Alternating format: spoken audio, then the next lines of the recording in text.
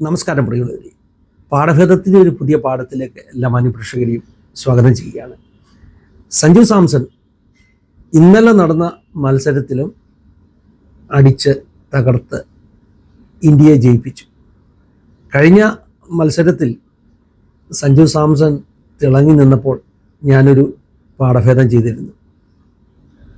അതായത് തള്ളപ്പെട്ടവർ, അവഗണിക്കപ്പെട്ടവർ എങ്ങനെ ഉയർന്നു വരുന്നു, സഞ്ജു സാംസണും ജെമിമ റോഡ്രിക്സും ഒക്കെ അത്തരത്തിലുള്ള ജീവിതാനുഭവങ്ങളുടെ ഉദാഹരണമാണ് എന്ന് പറഞ്ഞുകൊണ്ട് ഞാനൊരു പാഠഭേദം ചെയ്തിരുന്നു. അന്ന് സഞ്ജു സാംസൺ പ്രാർത്ഥിക്കുന്നതിനെക്കുറിച്ചൊക്കെ ഞാൻ പറഞ്ഞു. അതിനുശേഷം ആസാദിയുടെ പ്രേക്ഷകരിൽ നിന്ന് വ്യത്യസ്തമാകുന്ന പ്രതികരണങ്ങളാണ് എനിക്ക് ലഭിച്ചുകൊണ്ടിരുന്നത്. ആ പ്രതികരണങ്ങൾക്ക്, ആസാദി പ്രേക്ഷകർ ചോദിച്ച ചോദ്യങ്ങൾക്ക് ഒരു മറുപടിയാണ് ഇന്നത്തെ പാഠഭേദം. ചോദിച്ച ചോദ്യങ്ങളിൽ പ്രധാനപ്പെട്ട ചോദ്യം, പാസ്റ്ററെ സഞ്ജു സാംസൺ എന്താ പെന്തക്കോസ്തുകാരനാണോ?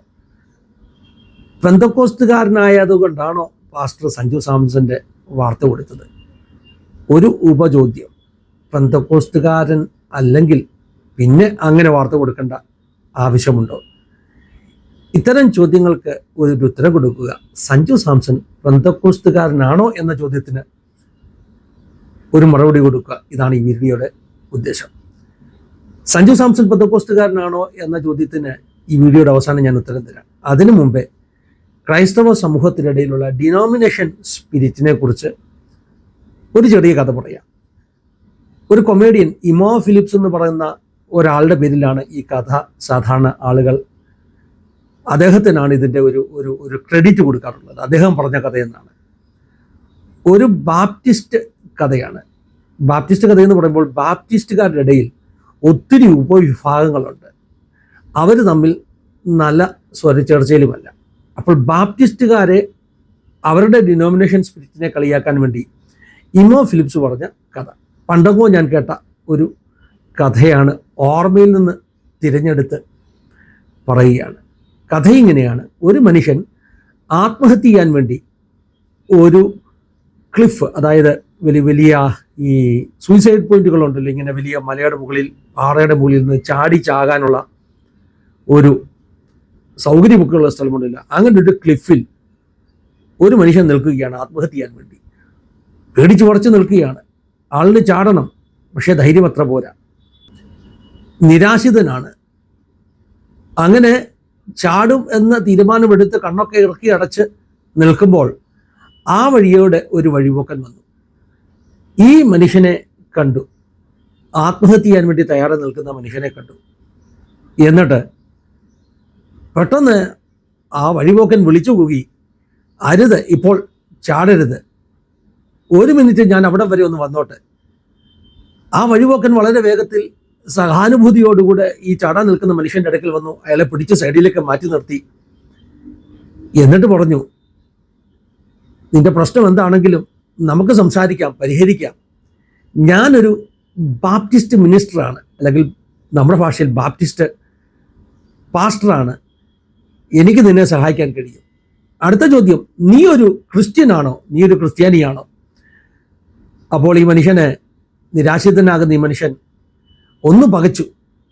അയാൾ എന്നിട്ട് മറുപടി പറഞ്ഞു, അതെ, ഞാനൊരു ക്രിസ്ത്യാനിയാണ്. അപ്പോഴും അയാൾ വിറച്ചുകൊണ്ടിരിക്കുകയാണ്. അപ്പോൾ ഈ പാസ്റ്റർ പറഞ്ഞു, ഞാനും ക്രിസ്ത്യാനിയാണ്, ഞാനും ഒരു ബാപ്റ്റിസ്റ്റ് പാസ്റ്ററാണ്.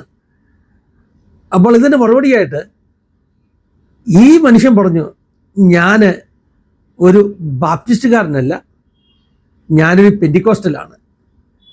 അപ്പോൾ ഇത് കേട്ട് കഴിഞ്ഞപ്പോൾ ഈ ബാപ്റ്റിസ്റ്റ് മിനിസ്റ്റർ ഈ ചാകാൻ നിൽക്കുന്ന മനുഷ്യനെ നോക്കിയിട്ട് വിളിച്ചു പറഞ്ഞു, അപ്പോൾ നീ ഒരു ദുരുപദേശക്കാരനല്ലേ, ഹെറിറ്റിക്കല്ലേ എന്ന് പറഞ്ഞിട്ട് രണ്ട് കൈയും എടുത്ത് ശക്തമായിട്ട് അയാളെ ഈ കുഴിയിലോട്ടങ്ങ് തള്ളിയിട്ടു. അതായത് ആത്മഹത്യ ചെയ്യാൻ പോയ ഒരു മനുഷ്യനെ രക്ഷിക്കാൻ വന്ന ആള് ഡിനോമിനേഷൻ വേറെയാണെന്ന് കേട്ടപ്പോൾ എന്നാ നീ ചത്തോ എന്ന ഭാവത്തിൽ തള്ളിയിട്ടു. ഇതാണ് ആളുകളുടെ ഇടയിലെ ഡിനോമിനേഷൻ സ്പിരിറ്റ് എന്ന് പറയുന്നത്. നമ്മൾ അനുകമ്പയോടെ ഒരാളെ സഹായിക്കാൻ വേണ്ടി ചെല്ലുമ്പോഴും അവൻ്റെ ഡിനോമിനേഷൻ നമ്മുടേതല്ലെന്ന് കേൾക്കുമ്പോൾ നമുക്കുണ്ടാകുന്ന ഒരു വൈര്യത്തെക്കുറിച്ചാണ് ഈ കഥ വെളിപ്പെടുത്തുന്നത്. ഇത്രയും ഡിനോമിനേഷൻ സ്പിരിറ്റ് നല്ലതാണ്. സഞ്ജു സാംസൺ പെന്തക്കോസ്റ്റുകാരനാകട്ടെ, കത്തോലിക്കനാകട്ടെ, മാർത്തമാക്കാരനാകട്ടെ, എന്തുമാകട്ടെ, നിങ്ങൾ എന്നോടാണ് ആ ചോദ്യം ചോദിക്കുന്നതെങ്കിൽ, നീ ആരാണ്, നിന്റെ വിശ്വാസം എന്താണ് എന്ന ചോദ്യം എന്നോടാണ് ചോദിക്കുന്നതെങ്കിൽ, എൻ്റെ ആദ്യത്തെ ഉത്തരം ഞാനൊരു ക്രിസ്ത്യനാണ്. എല്ലാത്തിലും ഉപരിയായി ഞാൻ ഒരു ക്രിസ്ത്യനാണ്. I am a Christian. ഞാനൊരു ക്രിസ്ത്യനാണ്. അതായത് യേശു കർത്താവ് ലോകരക്ഷകൻ എന്ന് വിശ്വസിക്കുന്ന എല്ലാവരും ക്രിസ്ത്യൻ. വേദപുസ്തകത്തിൽ വിശ്വസിക്കുന്ന എല്ലാവരും ക്രിസ്ത്യൻ. അത്തരത്തിൽ ഞാനൊരു ക്രിസ്ത്യനാണ്. ഒന്നുകൂടെ നിങ്ങൾക്ക് എൻ്റെ വിശ്വാസത്തിൻ്റെ ആഴം അറിയണമെങ്കിൽ ഞാൻ മറുപടി നൽകും. നീ ആരാണെന്ന ചോദ്യത്തിന് ഞാനൊരു പ്രൊട്ടസ്റ്റൻ്റുകാരനാണ്. അപ്പോൾ ചിലർ പറയും, പെന്തക്കോസ്റ്റുകാരെങ്ങനെ പ്രൊട്ടസ്റ്റൻ്റ് ആകുന്നത്? അത് ചരിത്രം നന്നായിട്ടൊന്ന് പഠിച്ചാൽ പെന്തക്കോസ്റ്റുകാരും പ്രൊട്ടസ്റ്റൻ്റ് വിശ്വാസത്തിൻ്റെ അകത്തുനിന്ന് പൊട്ടി പുറത്തു വന്ന ഒരു വിശ്വാസമാണ്. അതിന് കുറേ ചരിത്രം പറയേണ്ടതുള്ളത് കൊണ്ട് ആ ഭാഗത്തേക്ക് ഞാൻ പോകുന്നില്ല.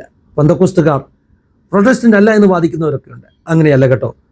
മാർട്ടിൻ ലൂതറിലൂടെ ആരംഭിച്ച നവീകരണം വളർന്നു വന്നിട്ട് അത് പല കൈവഴിയായി മെത്തഡിസ്റ്റൊക്കെ ആകുമ്പോൾ ജോൺ വെസ്ലി പെന്തക്കോസ്റ്റിൻ്റെ മുതുമുത്തച്ഛൻ എന്നാണ് അദ്ദേഹത്തെ വിളിക്കുന്നത്. പിന്നെ സാൽവേഷൻ ആർമി, അതുപോലെയുള്ള ഹോളിനെസ് മൂവ്മെൻറ്റ്, ഇതൊക്കെ ഈ പറഞ്ഞ പ്രൊട്ടസ്റ്റൻ്റ് വിഭാഗത്തിൻ്റെ അകത്തുനിന്ന് വന്ന കൈവഴികളാണ്. ആ കൈവഴികളൊക്കെ ഒഴുകി വന്ന് ഒന്നുകൂടെ ശുദ്ധമായതാണ് പെന്തക്കോസ്റ്റ് എന്നത് ചരിത്ര വസ്തുത. ചിലർക്ക് അതറിയില്ല. പെന്തക്കോസ്റ്റുകാർ പ്രൊട്ടസ്റ്റൻ്റുകാർ അല്ല എന്ന് ചിന്തിക്കുന്നു. അപ്പോൾ ഒന്നുകൂടെ ഇരുത്തി എന്നോട് ചോദിച്ചാൽ ഞാൻ പറയും, I am A Protestant believer.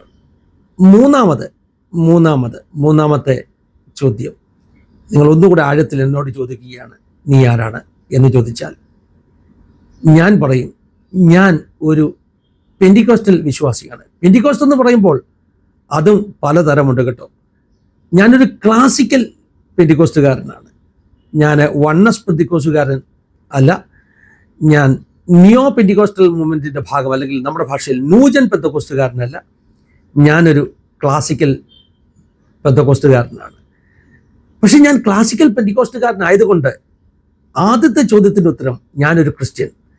അപ്പോൾ ക്രിസ്ത്യൻസ് ആയിട്ടുള്ളവർക്കുള്ള സൗഭാഗ്യങ്ങൾ, അനുഗ്രഹങ്ങൾ, അവരുടെ ഉയർച്ചകൾ ഒക്കെ കാണുമ്പോൾ അവനൊരു ക്രിസ്ത്യാനിയാണല്ലോ എന്ന് പറഞ്ഞ് എൻ്റെ മനസ്സ് സന്തോഷിക്കും. ഒരു ഡിനോമിനേഷൻ സ്പിരിറ്റുമില്ലാതെ സന്തോഷിക്കും. അപ്പോൾ സഞ്ജു സാംസൺ പെന്തക്കോസ്റ്റുകാരനായതുകൊണ്ടല്ല നമ്മൾ അങ്ങനെയുള്ള വാർത്തകൾ കൊടുക്കുന്നത്. ഡിനോമിനേഷനൊക്കെ അപ്പുറമായിട്ട് നമ്മൾ സ്നേഹിക്കേണ്ട ഒരു തലമാണ് ക്രൈസ്തവ വിശ്വാസമെന്ന നമ്മുടെ എല്ലാവരുടെയും ഒരു നമ്മെ കൂട്ടിയിണക്കുന്ന ഏകമാകുന്ന വിശ്വാസം എന്ന് പറയുന്നത്. പ്രത്യേകിച്ച് നാം ഇന്ന് ജീവിക്കുന്ന ഈ കാലഘട്ടത്തിൽ അങ്ങനെയുള്ള ഒരു അടുപ്പം എല്ലാ ക്രിസ്തു വിശ്വാസികൾക്കും ഉണ്ടാകേണ്ടത് നല്ലതാണ്. പെർസിക്യൂഷൻ്റെ ഒരു കാലത്താണ് നമ്മൾ ജീവിക്കുന്നത്. ഇവിടെ പെർസിക്യൂട്ട് ചെയ്യപ്പെടുമ്പോൾ, ആക്രമിക്കപ്പെടുന്നത് നമ്മുടെ വിശ്വാസത്തിൽ, നമ്മുടെ ഡിനോമിനേഷനിൽ ഉള്ളവനല്ല എന്ന് പറഞ്ഞ് കൈയൊഴിയുന്ന ഒരു പ്രകൃതം പണ്ടൊക്കെ ഉണ്ടായിരുന്നു. പക്ഷേ ഈ കാലത്ത് അത് ഭൂഷണമല്ല. പെന്റിക്കോസ്റ്റുകാരൻ ആക്രമിക്കപ്പെടുമ്പോൾ ഇന്ന് കാത്തലിക്സ് അച്ഛന്മാർ പോലും അവരെ അനുകൂലിച്ചുകൊണ്ട്, അതായത് പീഡാനുഭവങ്ങളിൽ കൂടെ കടന്നു പോകുന്ന ആ പെന്റിക്കോസ്റ്റൽ സമൂഹത്തെ, പാസ്റ്ററിനെയൊക്കെ അനുകൂലിച്ചുകൊണ്ട് ഇന്ന് സോഷ്യൽ മീഡിയയിൽ വീഡിയോകൾ ചെയ്യുന്നത് ഞാൻ കാണുന്നു. തിരിച്ച് ഏതെങ്കിലും ഒരു കാത്തലിക് ചർച്ചോ ഒരു കന്യാസ്ത്രീയോ ഒരു അച്ഛനോ ഒക്കെ ആക്രമിക്കപ്പെടുമ്പോൾ പെന്തക്കോസ്റ്റുകാർ ഏറ്റവും മുൻപിൽ തന്നെ അവർക്ക് വേണ്ടി ഇറങ്ങി നിൽക്കുന്നത് ഞാൻ കാണുന്നു. റായ്പൂരിലൊക്കെ കഴിഞ്ഞിടയ്ക്ക് നമ്മൾ കണ്ടത് അതാണ്.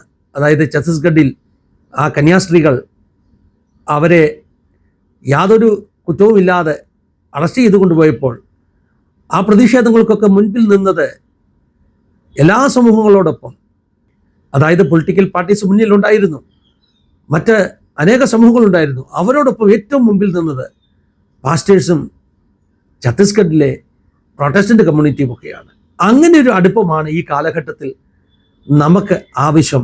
ഒന്നാമത് നാം ഒരു ക്രിസ്ത്യൻ, രണ്ടാമത് എന്നെക്കുറിച്ച് പറഞ്ഞാൽ ഞാനൊരു പ്രൊട്ടസ്റ്റൻ്റ്, മൂന്നാമത് ഐ ആം എ പെന്റിക്കോസ്റ്റൽ, ഒരു ക്ലാസിക്കൽ പെന്തക്കോസ്റ്റുകാരനാണ് ഞാൻ. അത് എൻ്റെ വിശ്വാസത്തിൻ്റെ, എനിക്ക് കിട്ടിയ ആന്തരിക വെളിച്ചത്തിൻ്റെ ഒരു അനുഭവമാണ്. അതുകൊണ്ട് ഞാൻ അതിൽ ഊറ്റം കൊള്ളുന്നു, അതിൽ അഭിമാനിക്കുന്നു. ഇനി അവസാന ചോദ്യം, സഞ്ജു സാംസൺ പെന്തക്കോസ്റ്റുകാരനാണോ? അല്ല. എൻ്റെ അറിവിൽ, എൻ്റെ അന്വേഷണത്തിൽ, സഞ്ജു സാംസണുമായിട്ട് പരിചയമുള്ളവരുമായിട്ട് ഞാൻ സംസാരിച്ചതിൽ എനിക്ക് മനസ്സിലായത് അദ്ദേഹം ഒരു കാത്തലിക് ഫെയ്ത്തിൽ ജനിച്ചു വളർന്ന ആളാണ്, ഇന്നും അങ്ങനെ ജീവിക്കുന്ന ഒരു ആളാണ്.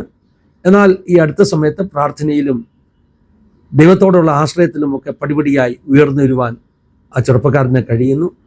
എല്ലാ ഭാവുകങ്ങളും നേരുകയാണ്. യേശുവിൻ്റെ നല്ല വെളിച്ചം ഇനിയും ഹൃദയത്തിൽ പകരപ്പെടട്ടെ. സ്വന്തം ശക്തിയിൽ ആശ്രയിക്കുന്നതിലല്ല ജയം, യേശുവിൽ ആശ്രയിക്കുന്നതിലാണ് എന്ന ഒരു തിരിച്ചറിവ് ആ ചെറുപ്പക്കാരൻ ഇനിയും പ്രാപിച്ച് അനുഗ്രഹിക്കപ്പെടട്ടെ എന്ന് പ്രാർത്ഥിച്ചുകൊണ്ട് ഈ പാഠഭേദം ഇവിടെ നിർത്തുകയാണ്. ദൈവം സഹായിക്കട്ടെ, അനുഗ്രഹിക്കട്ടെ. God bless you all. Have A wonderful time.